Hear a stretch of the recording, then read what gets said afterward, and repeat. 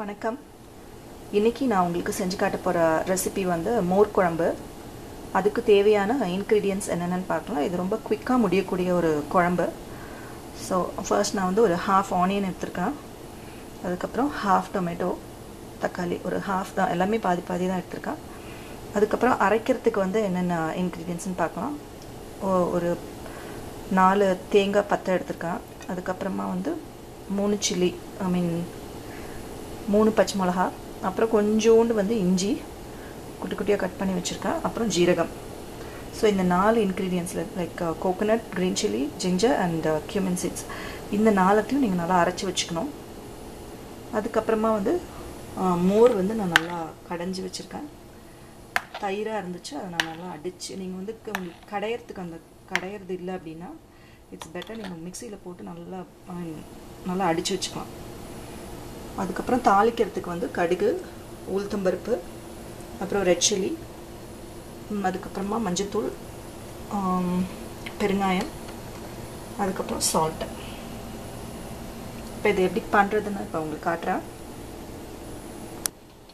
இப்போ இந்த 4 இன்க்ரீடியன்ஸ் சொன்னால உங்களுக்கு லைக் இஞ்சி, பச்சை மிளகா, ஜீரகம் அண்ட் கோகோனட் இல்லையா, அந்த 4 இன்க்ரீடியன்ஸும் இதில் நான் நல்லா அரைச்சி வச்சுருக்கேன். இது அரைச்சது என்ன பண்ணணும், இந்த தயிரில் வந்து நம்ம மிக்ஸ் பண்ணிக்கணும். So I'm just mixing this.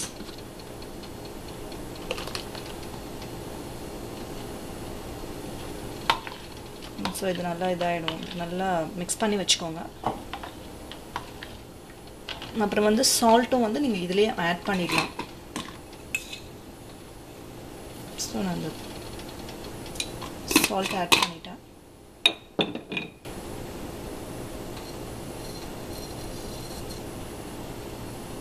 வந்து கடுகு நல்லா பொரிஞ்சதுக்கப்புறம் அதுக்கப்புறமா நீங்கள் காஞ்ச மிளகா போட்டுக்கோங்க.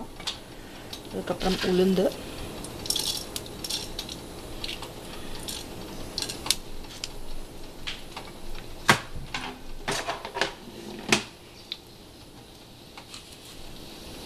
அப்புறம் பெருங்காயம்,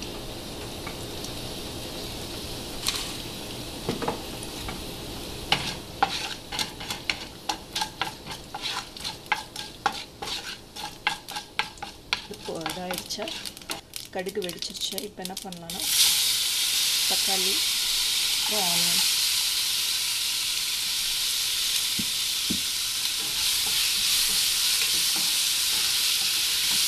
நல்லா வதக்கிக்கோங்க. நம்ம வந்து சால்ட் இதில் வந்து பார்த்து போடணும், ஏன்னா நம்ம ஏற்கனவே வந்து இந்த தயிரில் வந்து நம்ம ஏற்கனவே சால்ட் போட்டிருக்கோம். அதனால இதில் வந்து நீங்கள் கொஞ்சம் கேர்ஃபுல்லாக போடுங்க, கொஞ்சமாக போட்டுக்கோங்க.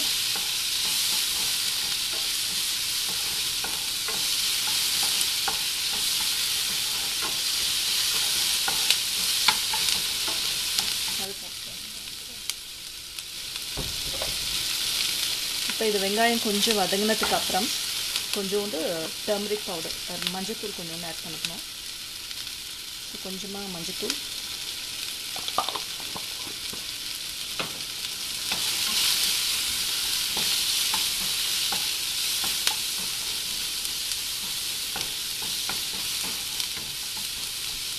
இப்போ நான் என்ன பண்ணியிருக்கேன் அப்படின்னா இது வந்து வதக்கிட்டு இதை வந்து நம்ம அப்புறம் ஊற்றிடணும். இப்போ நான் என்ன பண்ணுவேன் அப்படின்னா கடலைப்பருப்பு நான் ஊற வச்சுட்டேன். இதை வந்து வடை மாதிரி பண்ணி நான் இந்த மோர் குழம்புல வந்து நான் ஆட் பண்ணுவேன். அது ரொம்ப ஈஸிங்க. இந்த கடலைப்பருப்பை நீங்கள் ஊற வச்சுட்டு அரைக்கிறதுக்கு வந்து நீங்கள் கொஞ்சம் பூண்டும் சோம்பும் போட்டு காஞ்ச மிளகா இந்த 4ஐயும் போட்டு நீங்கள் நல்லா அரைச்சி வச்சுட்டு அதுக்கப்புறமா அது எண்ணெயில் போட்டு நீங்கள் எண்ணெயிலையும் போடலாம், இல்லாட்டி இட்லி சட்டியில் you can just boil it also, பாயிலும் பண்ணிக்கலாம், இல்லாட்டி நீங்கள் வறுத்தும் போடலாம். போட்டு இந்த மோர் குழம்புல நீங்கள் போட வேண்டியதான்.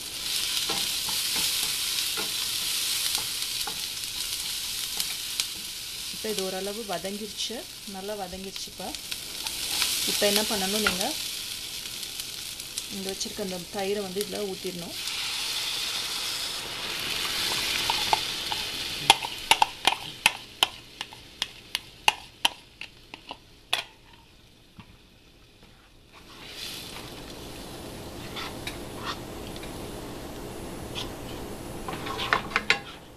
அப்புறம் இந்த மோர் குழம்புல இன்னொரு இது என்ன அப்படின்னா லைக் இதை ரொம்ப கொதிக்க விடக்கூடாது. நீங்கள் ஜஸ்ட் ஒரு ஊற்றிட்டு ஒரு 5 செகண்ட்ஸ் கொஞ்ச நேரம் வச்சுட்டு நீங்கள் ஆஃப் பண்ணிடலாம். நீங்கள் வந்து பாயில் ஆகணும் அப்படின்னா நீங்கள் நினச்சே பார்க்காதீங்க. ஏன்னா ரொம்ப பாயில் ஆகிடுச்சு அப்படின்னா அந்த மோர் குழம்பு டேஸ்ட்டே போயிடும். அதனால நீங்கள் தாளித்த உடனே நீங்கள் வந்து ஸ்டவ்வை ஆஃப் பண்ணிடலாம். இப்போ இந்த மோர் குழம்பு வந்து ரெடி ஆகிடுச்சு. நீங்கள் ஸ்டவ்வை வந்து ஆஃப் பண்ணிடலாம்.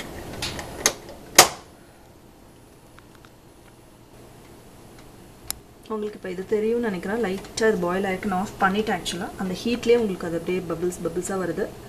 So it's better to off it. Like நீங்கள் தயிர் ஊற்றி ஒரு 2 செகண்ட்ஸில் நீங்கள் ஆஃப் பண்ணிடணும்.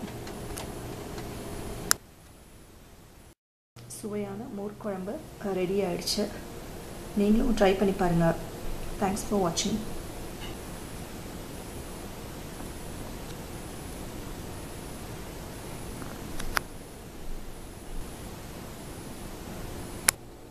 இப்போ இந்த மோர் குழம்புல வந்து நான் வந்து வடைக்கு நம்ம அரைப்போம் இல்லையா, அதே மாதிரியே அரைச்சி அதை வந்து நான் ஸ்டீம் பண்ணி நான் அப்படியே போட்டிருக்கேன் இந்த உருண்டையை. நீங்கள் என்ன பண்ணலாம் அப்படின்னா ஈவன் எண்ணெயில் கூட வடை மாதிரி நம்ம செஞ்சு எண்ணெயில் பொரிச்சு டீப் ஃப்ரை பண்ணி கூட நீங்கள் ட்ரை பண்ணி பாருங்கள். தேங்க்ஸ் ஃபார் வாட்சிங்.